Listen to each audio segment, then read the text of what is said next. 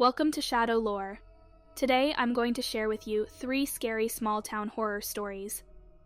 If you enjoy these chilling tales, please don't forget to like the video and leave a comment. Your feedback means a lot to me. Story 1. The Girl in the Window. Growing up in a small town where every street had its secrets, the old abandoned house on Maple Street was the most notorious of all. It had been empty for years, its paint peeling and windows shattered, a ghost of what it once was. Local kids whispered about it, claiming that anyone brave enough to venture inside would hear the cries of a girl who had gone missing years ago. I had always dismissed it as mere folklore, a story to scare little children. One crisp autumn evening, curiosity got the better of me. My friends and I were hanging out when someone suggested we explore the old house. The thrill of breaking the rules and the promise of adventure pulled us in. Armed with flashlights and bravado, we approached the house as the sun dipped below the horizon, casting long shadows on the ground. As we entered through the creaky front door, the air felt heavy, almost electric. Dust motes danced in our flashlight beams, and the scent of mildew hung in the air. The floorboards creaked under our weight, and with every step deeper into the house, I felt a chill creeping up my spine. "Let's check the upstairs," one of my friends shouted, the excitement in his voice palpable. Reluctantly, we followed him up the staircase, which groaned ominously beneath us. The second floor was darker, the moonlight barely filtering through the grimy windows. It felt like we had stepped back in time, with faded wallpaper peeling from the walls and broken furniture scattered about. As we explored, I noticed a door slightly ajar at the end of the hallway. A strange compulsion pulled me towards it. Pushing the door open, I found myself in a small, dusty bedroom. The room was filled with the remnants of a childhood. Old toys, a broken rocking chair, and a small bed covered in a tattered quilt. But what caught my attention was the window. Suddenly, I felt a chill in the room. Turning my head, I caught a glimpse of something that made my heart stop. There she was, a girl, no more than 12 years old, standing at the window. Her long, dark hair fell over her face, and her pale skin glowed faintly in the dim light. She wore a simple white dress that looked eerily out of place. Frozen in place, I couldn't move or speak. My friends were still exploring the other rooms, oblivious to what I was witnessing. The girl didn't smile or frown. Her expression was blank, yet it felt like she was staring right through me, searching for something lost. "Guys!" I finally managed to call out, but my voice sounded distant and weak. When I turned back to the window, she was gone, vanished like a wisp of smoke. Panic surged through me, and I rushed out of the room to find my friends. "Did you see her? The girl by the window?" I gasped, but they looked at me with confusion. They hadn't seen anyone. We decided it was time to leave, my heart racing as I glanced back at the room one last time. The haunting image of that girl lingered in my mind, and as we hurried down the stairs, I couldn't shake the feeling that she was watching us. Once outside, I took a deep breath, grateful to be in the fresh air. We all laughed nervously, trying to brush off the fear that had gripped us inside. But as we walked away, I glanced back at the house. There she was again, standing in the window, her face still expressionless yet somehow pleading. For weeks after that night, I couldn't forget her. I often dreamed of that house and the girl in the window, feeling as if she was trying to tell me something. I would tell myself it was just a figment of my imagination, a trick of the mind. But deep down, I knew that there was something more to her story. Something tragic that had kept her trapped in that house, bound to the memories of a life she once had. And so, I never returned to the old house on Maple Street. But I often wondered who she was and why she remained there. A ghostly figure forever watching, waiting for someone to uncover the truth behind her haunting gaze. As time passed, I tried to forget that night. But every day, especially in the evenings, a sense of unease settled over me whenever I walked past the old house on Maple Street. I shared my story with friends, but most dismissed it as a figment of my imagination. A few listened, but no one truly believed. One evening, I mustered my courage and decided to return to the house. The pull of curiosity and the image of that girl's haunting gaze compelled me. Alone under a starry sky, I felt both terrified and determined. Perhaps I could understand her, uncover the lost story behind her presence. The front door creaked open as I stepped inside. The air was heavy, charged with an eerie stillness. Dust hung in the air, and the remnants of the past surrounded me. I climbed the staircase, my heart racing with every step, a mixture of fear and anticipation driving me forward. When I reached the second floor, I felt the familiar chill in the air. I headed towards the room at the end of the hallway, where I had seen her before. The moment I pushed the door open, the moonlight illuminated the space, revealing the same dusty bedroom. But there she was again, standing at the window, her long hair obscuring her face, her white dress ethereal and ghostly. "Who are you?" I whispered, my voice trembling. She didn't respond, but the room grew colder, and the door behind me creaked shut. I felt a rush of panic as shadows danced along the walls, whispering secrets of the past. It was as if the house itself was alive, recounting a tale of sorrow and longing. The girl extended her hand toward the window, as if yearning for something beyond the glass. "Help me." I thought I heard her voice, a soft plea echoing in the stillness. My heart ached for her. I could sense her pain, the longing for release from the confines of this abandoned home. In that moment, I resolved to uncover her story. "I will help you," I promised, my voice stronger now. Her eyes locked onto mine, and I felt an unspoken connection between us. But as I turned to leave, I couldn't shake the feeling that she was watching me, holding on to a sliver of hope. In the following days, I delved into the town's history, searching for any clue that might explain her presence. I pored over old records and spoke to locals, piecing together fragments of her life. Eventually, I stumbled upon a tragic tale. A girl named Lily had gone missing years ago, lost in a tragic accident that occurred in the woods behind the very house where I had seen her. Her parents had searched tirelessly for her, but as time passed, she was presumed lost forever. The townsfolk believed her spirit lingered in that old house, trapped between two worlds, unable to find peace. Determined to honor Lily's memory, I gathered a group of friends and neighbors. Together, we organized a vigil at the house. That night, we lit candles and shared stories, memories of love and loss, hoping to bring comfort to her restless spirit. As we gathered outside the old house, a sense of unity enveloped us. The moon hung high, casting a soft glow over the scene. One by one, we spoke Lily's name, telling her that she was remembered and loved. The wind picked up, swirling around us, as if carrying our words to her. Then, in the midst of our gathering, I looked up. There, in the window, was Lily once more. This time, her expression was different. She was smiling, her face illuminated by the moonlight, a look of relief washing over her features. In that moment, I felt an overwhelming sense of peace.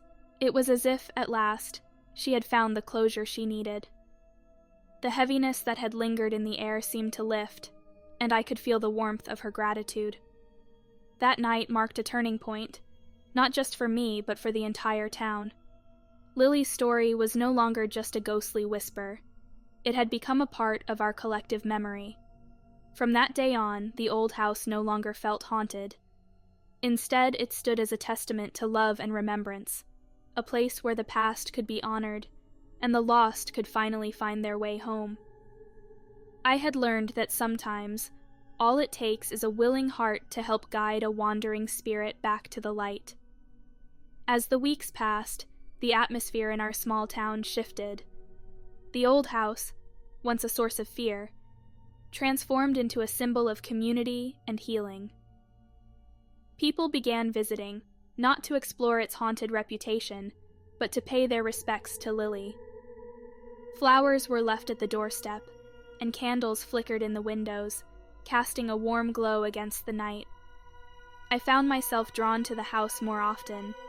Each visit felt like a pilgrimage, a way to honor Lily's memory and share her story with others. I learned about her life through the whispers of the townsfolk, how she loved to explore the woods, her laughter echoing through the trees, and her dreams of adventure. With every story I heard, I felt a deeper connection to her, as if she were becoming a part of my own life. One evening, I returned to the house alone, hoping to feel her presence one more time. The sky was painted in hues of orange and pink as the sun set, and a gentle breeze rustled the leaves. I stepped inside, the familiar creak of the door welcoming me. The air felt lighter, almost alive with possibility. As I wandered through the rooms, I felt an overwhelming sense of nostalgia wash over me. I stood in the small bedroom where I had first seen Lily, and I closed my eyes, allowing myself to remember everything I had learned about her. "Lily," I whispered, "I hope you know how loved you are. We remember you." Suddenly, a soft rustling sound broke the stillness. I opened my eyes, and there, in the corner of the room, I saw her. Lily, just as I remembered her. This time she looked vibrant and full of life. Her long hair flowed around her as if caught in a gentle wind, and her dress swayed lightly, almost dancing with joy. "Thank you," she said, her voice clear and bright. It felt like a melody, lifting the weight of years of sorrow. "Thank you for remembering me." I was speechless, tears welling in my eyes. "You're welcome," I managed to say. "We will always remember you. You're not lost anymore." Lily smiled, and the room filled with a warmth I had never felt before. "I can finally be free," she whispered, her eyes shining with gratitude. "You've helped me find peace." As she spoke, the shadows in the room began to fade. The air felt lighter, and I could sense a transformation happening. It was as if she was shedding the weight of her past, allowing herself to move on. I felt a rush of emotions, joy, relief, and a bittersweet longing as I realized she was saying goodbye. "Don't forget me," she said softly, her figure beginning to shimmer. "Tell my story, so I can live on in the hearts of those who love me." "I promise, Lily," I replied, my voice trembling with emotion. "I'll share your story with everyone." And with that, she slowly faded away, a radiant light enveloping her before vanishing completely. The room fell silent, but I could still feel her presence lingering. It was a moment of profound connection, a reminder of the impact one life can have on many. I left the house that night with a renewed sense of purpose. I began organizing community gatherings, where we would share stories of those we had lost, celebrating their lives and honoring their memories. Lily became a beacon of hope for our town, reminding us all of the importance of remembrance and connection. The old house became a place of solace, where people could come together to heal and reflect. Every year, on the anniversary of that fateful night, we would gather outside the house, lighting candles and sharing our stories. It was a time to honor not just Lily, but all those who had touched our lives. Through it all, I kept my promise. I told her story to anyone who would listen, ensuring that she would never be forgotten. Her spirit lived on in the hearts of our community, a reminder that even in darkness there is light. And as I looked up at the house, I felt a sense of peace knowing that Lily was finally free, her story woven into the fabric of our town, a testament to love, memory, and the enduring power of connection. Years passed, and the town transformed around the old house on Maple Street. The abandoned structure became a gathering place, a site of remembrance that drew people from near and far. The annual vigil for Lily turned into a cherished tradition, where stories flowed like the warm summer breeze, binding us together in shared memory. On the anniversary of her passing, the community organized a festival in her honor. We decorated the yard with flowers, lanterns, and handwritten notes of love. The air was filled with laughter and music, but beneath it all lay a profound sense of purpose. Each person carried a candle, a symbol of hope and remembrance. As I walked among the crowd, I felt a connection to every soul present. I shared Lily's story with newcomers, explaining how she had once been a lost spirit and how our love had helped her find peace. Each retelling ignited a spark in people's hearts, reminding them of their own lost loved ones and the importance of keeping their memories alive. One evening, as the sun dipped below the horizon, I found myself standing alone in the room where I had first encountered Lily. The sunlight filtered through the dust-covered window, casting a golden glow. I closed my eyes, allowing the memories to wash over me, her face, her voice, and the promise I had made. "Lily," I whispered into the silence, "I hope you're at peace." In that moment, I felt a gentle breeze sweep through the room. It was a familiar feeling, a reminder of her presence. I opened my eyes to see a soft glow in the corner, and for a fleeting second, I glimpsed her silhouette.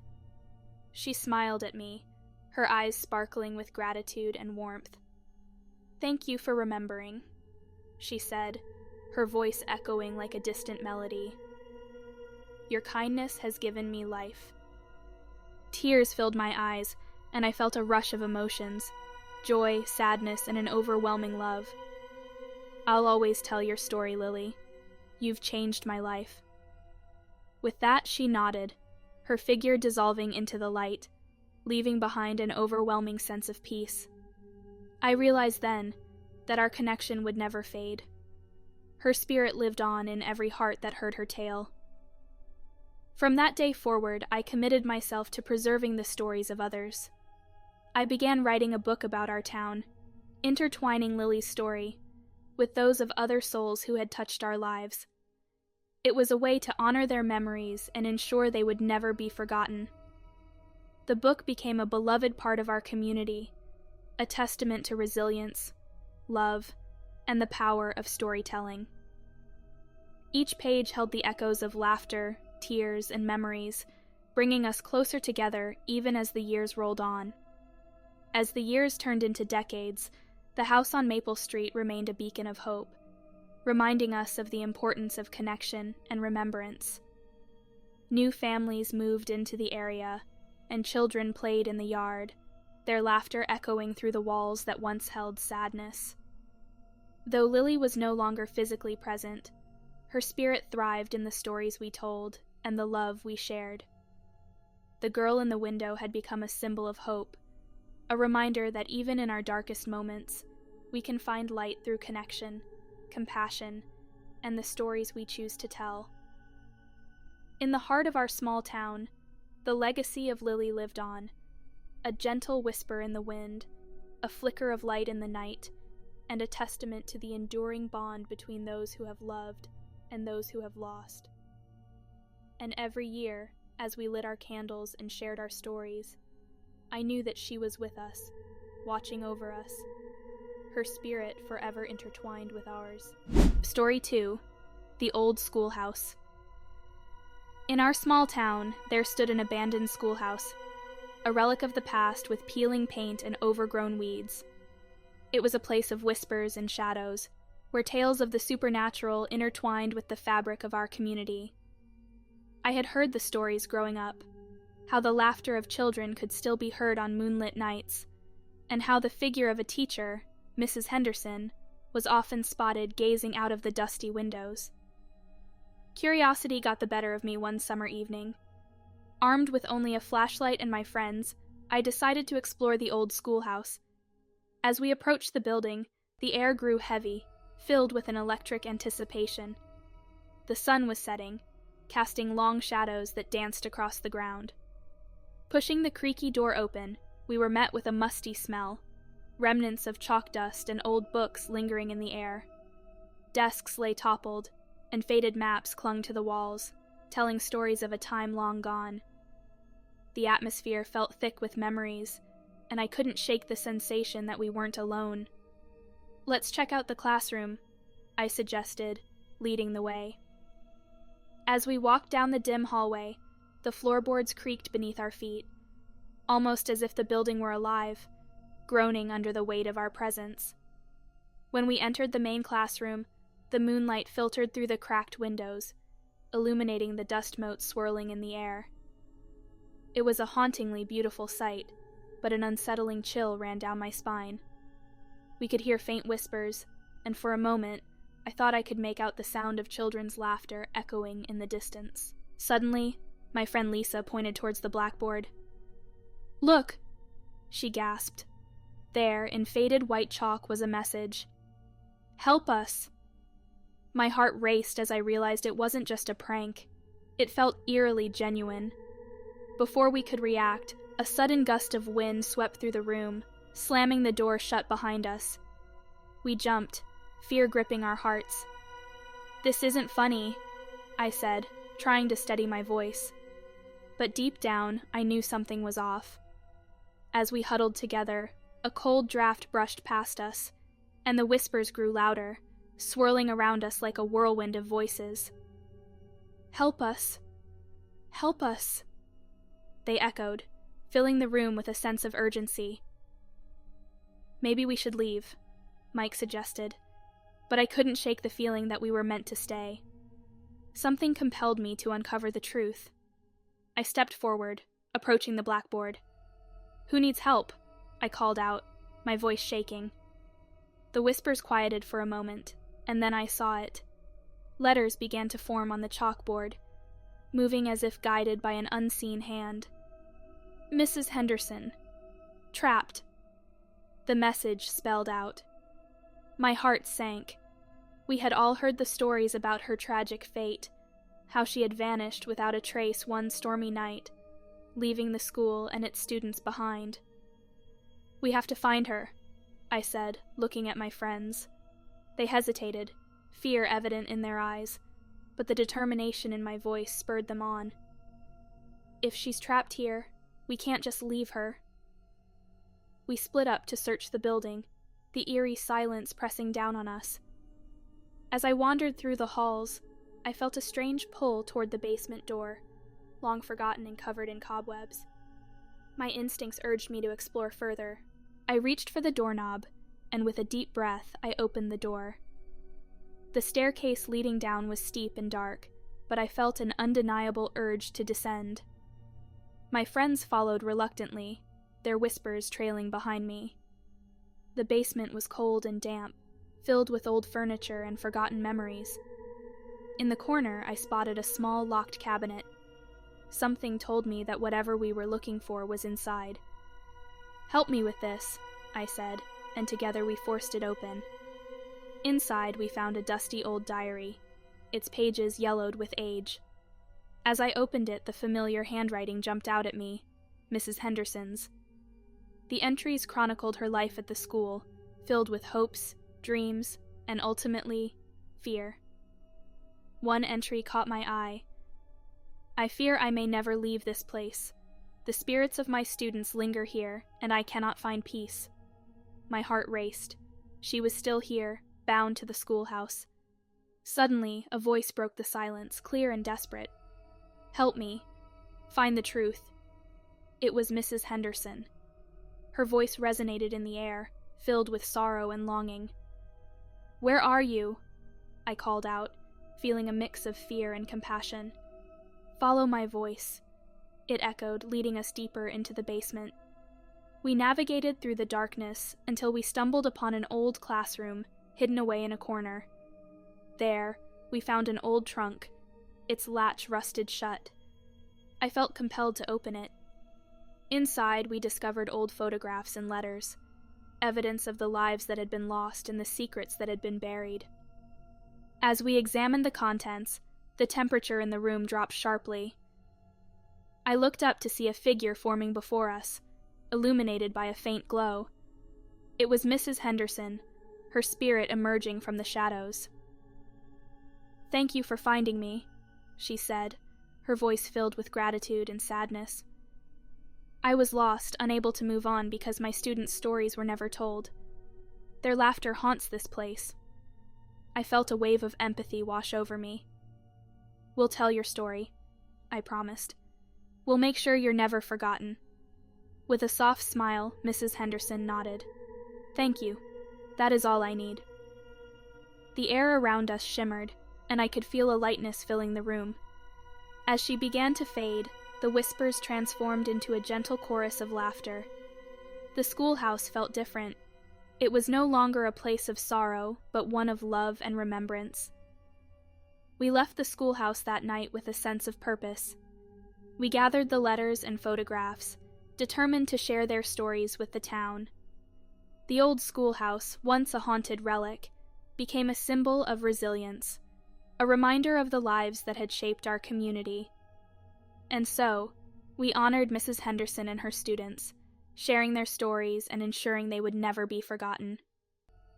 The laughter of children filled the air once more, a beautiful echo of the past that would live on forever in our hearts. In the weeks that followed, our town underwent a remarkable transformation.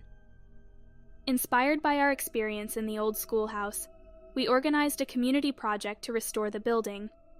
It was time to breathe new life into a place that had held so much history and sorrow. As we gathered volunteers, stories of the schoolhouse's past circulated like wildfire. People shared their own memories of attending school there, of Mrs. Henderson's kindness and dedication. Each account added a layer of depth to our understanding of the place, illuminating the lives of those who had once filled its halls. With paintbrushes in hand and hammers at the ready, we set to work. As we cleaned and restored the building, an unexpected warmth enveloped us.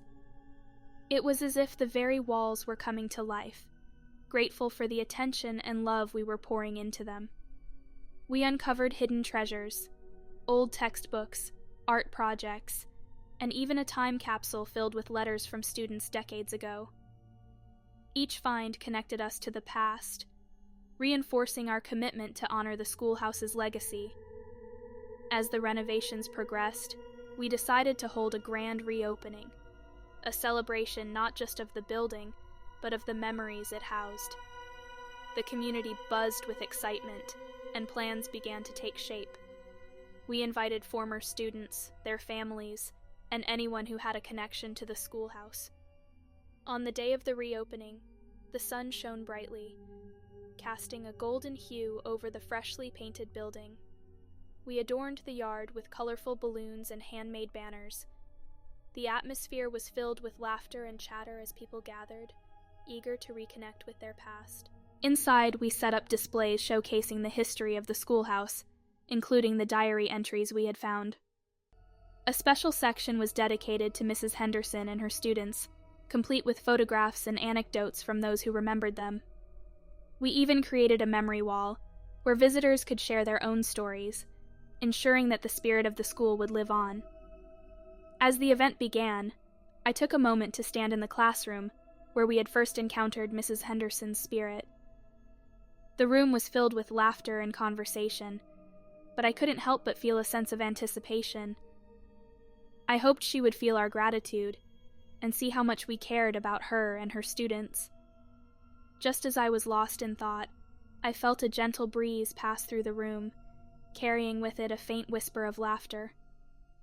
I glanced toward the windows, and for a brief moment, I thought I saw a familiar figure watching from afar. Mrs. Henderson, perhaps, proud of what we had accomplished. As the ceremony progressed, I shared our story with the crowd, recounting our experiences in the schoolhouse and how we had come to honor Mrs. Henderson and her students. I urged everyone to keep sharing their memories and to celebrate the lives that had touched ours. At the end of the day, as the sun began to set, I stepped outside to catch my breath. The sky was painted in shades of pink and orange, and I felt an overwhelming sense of peace. It was a moment of connection, not just to the past, but to the community we had built together. Suddenly, a gentle voice reached my ears, clear as a bell. "Thank you," it said, and I turned to find Mrs. Henderson standing beside me, her spirit shimmering softly in the fading light. "You've given me a voice again." Tears filled my eyes as I realized the significance of what we had done. "We couldn't have done it without you," I replied, my heart swelling with emotion. "You inspired us to remember and to connect." She smiled, a warm and radiant expression that lit up the twilight. "Now, I can finally rest. The laughter of my students will echo here forever. You have brought joy back to this place." As she began to fade into the evening light, I felt a profound sense of closure. We had honored her memory and the memories of all those who had walked the halls of the old schoolhouse. From that day on, the schoolhouse became more than just a building. It became a gathering place for storytelling, a sanctuary for learning, and a reminder of the importance of community. We hosted events, workshops, and even a storytelling night where families could share their tales and celebrate the lives of their loved ones. As I looked out at the vibrant schoolyard, filled with children laughing and playing, I knew that Mrs. Henderson's legacy would live on. The echoes of the past had blended with the present, creating a beautiful tapestry of connection that would resonate for generations to come. And whenever the wind whispered through the trees, I could almost hear the faint laughter of children, forever alive in the heart of the old schoolhouse. Months passed, and the schoolhouse continued to thrive. We established a small library within its walls, filled with books donated by community members, and started programs for local children to learn about history, storytelling, and the arts. Each Saturday, the place buzzed with activity, and the air was thick with laughter and creativity. One afternoon, while organizing a new display in the library, I stumbled upon a hidden compartment in the old desk that had once belonged to Mrs. Henderson. Inside, I found a stack of letters tied with a faded ribbon. As I carefully untied them, I realized they were letters from former students, penned years ago, expressing their gratitude for her guidance and love. Each letter revealed heartfelt stories of how Mrs. Henderson had impacted their lives, encouraging a shy child to find their voice, inspiring a young artist to pursue their dreams, or providing comfort to those going through tough times. As I read each one, tears filled my eyes. These letters were a testament to the deep connection she had forged with her students, a bond that transcended time. Feeling inspired, I gathered a group of friends and suggested we compile these letters into a new book, celebrating Mrs. Henderson's legacy and the lives she had touched. Everyone eagerly agreed, and soon we were immersed in the project, contacting former students and gathering more stories. As we worked, the schoolhouse became a hub of activity. We hosted gatherings where people shared their memories, not only of Mrs. Henderson, but of their own experiences at school, the friendships they had forged, and the lessons they had learned. Each story added depth to our understanding of the community's history. The project took shape over several months, and we titled the book Echoes of the Old Schoolhouse: Stories of Love and Learning. When we finally published it, we decided to hold a launch event in the very classroom where it all began. On the night of the launch, the room was filled with excitement. Former students, families, and friends gathered, their faces glowing with nostalgia and warmth. We displayed the letters prominently, inviting everyone to read them and share their own stories. As I stood at the front of the room, holding a copy of the book, I felt a wave of emotion wash over me. This project wasn't just about preserving memories. It was about building connections and honoring the lives intertwined with the old schoolhouse. "Thank you all for being here tonight," I began, my voice steady but filled with emotion. This book is a tribute to a remarkable teacher and to the countless lives she touched. It is a reminder of the importance of storytelling and of keeping our memories alive. As the evening unfolded, we shared laughter and tears, and the air filled with the warmth of shared experiences. I glanced around the room and saw familiar faces, each one representing a thread in the fabric of our community. When it was time to unveil the final surprise, I invited a special guest to speak, Mrs. Henderson's niece, who had come to share her memories of her aunt. She spoke eloquently about Mrs. Henderson's passion for teaching, her kindness, and the way she inspired everyone around her. As she spoke, the room grew silent, the stories weaving a rich tapestry that connected us all. I felt a gentle breeze swirl through the open windows, and for a fleeting moment, I caught a glimpse of Mrs. Henderson's spirit, standing proudly in the corner of the room, a satisfied smile gracing her face.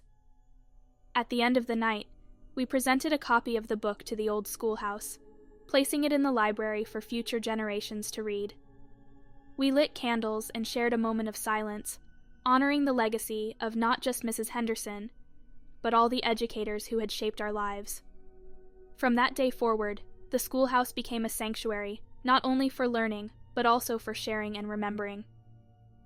We hosted storytelling nights, where families would come to tell their tales, and community events that celebrated our collective history. As I walked through the hallways, I could hear the echoes of laughter and stories, a beautiful reminder of how love and connection could transcend time. The old schoolhouse was alive, a vibrant testament to the power of memories and the enduring spirit of those who had come before us. In the years to come, we continued to share stories, building a legacy that would echo through the generations. The schoolhouse became a place where children could learn about their history, where families could come together, and where the bonds of community grew stronger. And on quiet evenings, when the wind rustled through the trees, I could almost hear Mrs. Henderson's gentle laughter, a reminder that she would always be with us, her spirit intertwined with the heart of the old schoolhouse. Story 3: The Cursed Doll. In the quiet town of Millfield, there was a legend that sent shivers down the spines of even the bravest souls, the tale of the cursed doll. It was said that the doll had been crafted by a grieving mother in the early 1900s after her daughter had mysteriously vanished. The doll, with its porcelain skin and hauntingly lifelike eyes, was believed to contain the spirit of the lost child. I had heard whispers of the doll's curse since I was a child, tales passed down from one generation to another. They warned that anyone who dared to possess the doll would be haunted by misfortune, plagued by the spirit trapped within. But like many, I dismissed these stories as mere superstition, until one fateful day changed everything. While exploring a local antique shop on a rainy afternoon, I stumbled upon the doll. It sat in a glass case, its glassy eyes seemingly watching me as I approached. I felt an inexplicable pull towards it, a mix of curiosity and dread. The shopkeeper noticed my interest and warned me, "You shouldn't take her home. They say she brings bad luck." "Just a silly myth," I replied. But deep down, I felt a chill creep over me. Nevertheless, I couldn't resist the allure of the doll. After some negotiation, I bought it, feeling a thrill at my new acquisition. That night, I placed the doll on my shelf, its eyes glinting in the dim light of my room. I felt a strange sensation, as if the air around me had thickened. Dismissing it as my imagination, I turned off the light and went to bed. As I drifted into sleep, I was awakened by a soft whisper. "Help me." The voice was delicate, almost childlike, echoing through the darkness. I sat up, heart racing, straining to listen, but all I could hear was the sound of my own breath. Over the next few days, strange occurrences began to unfold. My belongings would go missing, only to reappear in odd places. Shadows flitted at the edge of my vision, and I felt an unseen presence lurking in the corners of my home. My friends began to pull away, attributing my recent behavior to stress, but I knew something was very wrong. One evening, I was home alone when I heard a soft giggle coming from the hallway. My heart raced as I stepped into the darkness, calling out, "Is anyone there?" The only response was silence. I returned to my room, my skin prickling with unease. That night, I had the most vivid dream. I found myself in a sunlit garden, surrounded by laughter and joy. But in the center stood the doll, and as I approached, the atmosphere shifted. The laughter turned to cries, and I realized I was surrounded by children, their faces twisted in fear. "Help us!" they cried, their voices echoing in my mind. I jolted awake, drenched in sweat. Panic clawed at my chest as I realized the doll was gone from my shelf. I searched frantically, but it was nowhere to be found. Just then, I heard the soft whisper again, clearer this time. "Help me!" It led me to the attic, a place I had long ignored. As I climbed the creaky stairs, a sense of foreboding washed over me. The air was thick with dust, and the shadows felt alive. I flicked on the light, revealing a room filled with forgotten memories. Old trunks, cobwebs, and forgotten treasures. And there, in the corner, sat the doll, eerily positioned as if it had been waiting for me. I felt a chill run down my spine as I approached. "What do you want from me?" I whispered, fear tightening my throat. Suddenly the temperature dropped, and I saw a faint glow emanating from the doll's eyes. The whispers turned into a cacophony of cries, and I felt an overwhelming urge to help. "You're trapped, aren't you?" I realized, the pieces falling into place. "But how do I free you?" The atmosphere shifted, and I felt a rush of emotions, sadness, fear, and a desperate longing. I closed my eyes, focusing on the energy swirling around me. "I want to help you," I said firmly, "but you have to show me how." In response, the doll's eyes flickered, and I was engulfed in a vision. I saw the mother, heartbroken, cradling the doll as she wept. I saw the little girl, lost and frightened, reaching for her mother but never able to return home. The connection was undeniable. The doll was a vessel for their unfinished story. When the vision faded, I realized what I had to do. I needed to find out what happened to the girl, to uncover the truth behind her disappearance. I spent days researching, poring over old newspaper articles and town records, determined to piece together the puzzle. Finally, I stumbled upon a tragic story. A little girl named Clara had gone missing decades ago, presumed lost in the woods near Millfield. The last sighting was near a grove where children used to play. With newfound determination, I set out to visit the grove, hoping to find some answers. When I arrived, the sun was setting, casting an ethereal glow over the trees. I felt an odd sense of familiarity as I walked deeper into the woods, the air thick with tension. As I reached a small clearing, I noticed an old, gnarled tree that looked strangely out of place. Something about it resonated with me. I knelt before the tree, feeling a pull to dig into the earth beneath it. With my hands, I clawed at the dirt, feeling a sense of urgency building within me. As I dug deeper, my fingers brushed against something hard. I pulled it out, a small, rusted locket.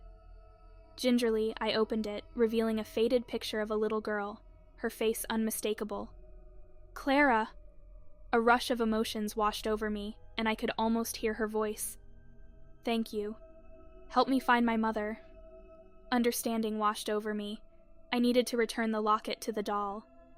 With it, I could finally set both Clara and her mother free. I rushed back home, heart pounding in my chest.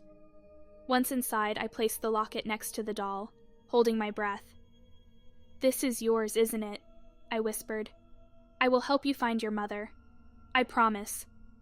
Suddenly, the air around me crackled with energy, and the doll began to glow.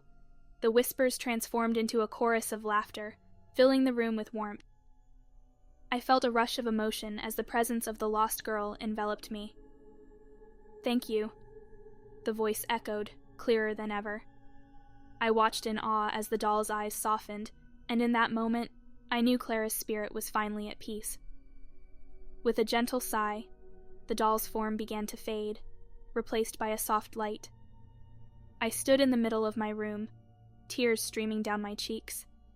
The air felt lighter, the oppressive weight lifted. I had broken the curse, not just for the doll but for Clara and her mother. In the days that followed, the strange occurrences ceased. I felt a sense of tranquility fill my home, as if the spirits had finally found their way home. I kept the doll, placing it on a shelf in my room, a reminder of the journey we had taken together. The story of the cursed doll became a cherished part of my life, a testament to the power of connection, love, and the importance of uncovering the truth. And in the quiet moments, I could almost hear Clara's laughter echoing in the distance, a gentle reminder that some stories, once told, could finally rest in peace. As the weeks turned into months, life in Millfield returned to a serene normalcy. I often found myself reflecting on the profound experience I had with the doll and Clara. To honor their memory, I decided to start a community project that would celebrate the stories of those who had been lost and the importance of remembering our past. I reached out to local schools, libraries, and community centers, proposing a storytelling festival. The idea was to create a safe space for people to share their tales, whether they were about love, loss, or the supernatural. The response was overwhelming. People were eager to participate, sharing their own stories of connection to the town's history. As the festival date approached, I felt a mix of excitement and nervousness. I wanted to create an environment that was welcoming and inclusive. We organized workshops, inviting local authors and storytellers to lead discussions on the art of storytelling and the importance of preserving our history. On the day of the festival, the town square transformed into a vibrant hub of activity. Colorful banners fluttered in the breeze, and the aroma of food filled the air.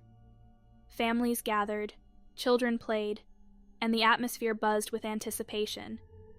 As I stood on the stage, I could see the crowd forming, each face eager to share and listen. I opened the event by telling Clara's story, emphasizing the importance of connection and how our shared histories bind us together. The audience listened intently, many moved by the tale of the cursed doll and the spirit it had housed.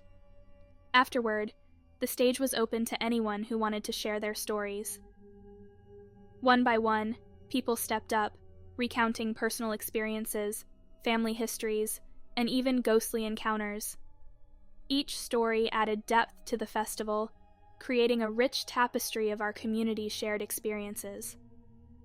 I noticed that many stories contained themes of love, loss, and the unbreakable bonds of family, echoes of Clara's own tale. It was heartwarming to see the connections forming between storytellers and listeners, reminding everyone that we are not alone in our struggles and experiences. As the sun began to set, casting a golden glow over the square, a hush fell over the crowd. An elderly woman approached the microphone. She had been quiet throughout the day, and her presence commanded attention. As she began to speak, her voice trembled with emotion. "I once knew Clara," she revealed, her eyes shimmering with tears. "I was her friend, and I watched her disappear. I never stopped looking for her." Her story unfolded like a fragile thread, weaving together the past and present, a reminder of the power of memory. When she finished, the crowd erupted in applause, and I felt a sense of closure wash over me. Clara's story had not only been shared, it had become part of the collective memory of our town. As the festival concluded, I took a moment to reflect on the journey we had all taken.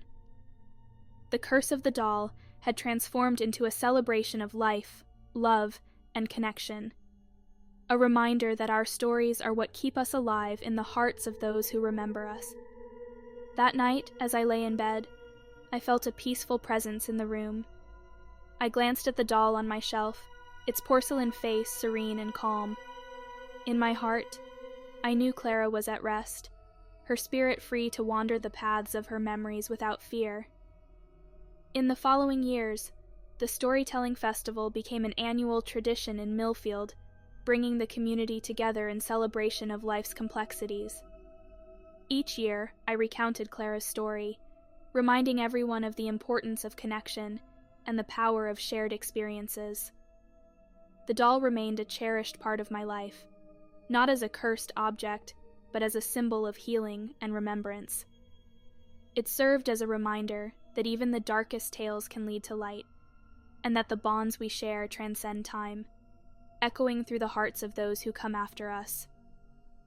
And whenever the wind whispered through the trees outside my window, I could almost hear Clara's laughter, a gentle reminder that love, once forged, can never truly be lost. Thank you for listening to these chilling stories. If you want to hear more content like this, please don't forget to subscribe and give the video a thumbs up. I'd love to read your comments below. Your thoughts mean a lot to me. See you in the next video.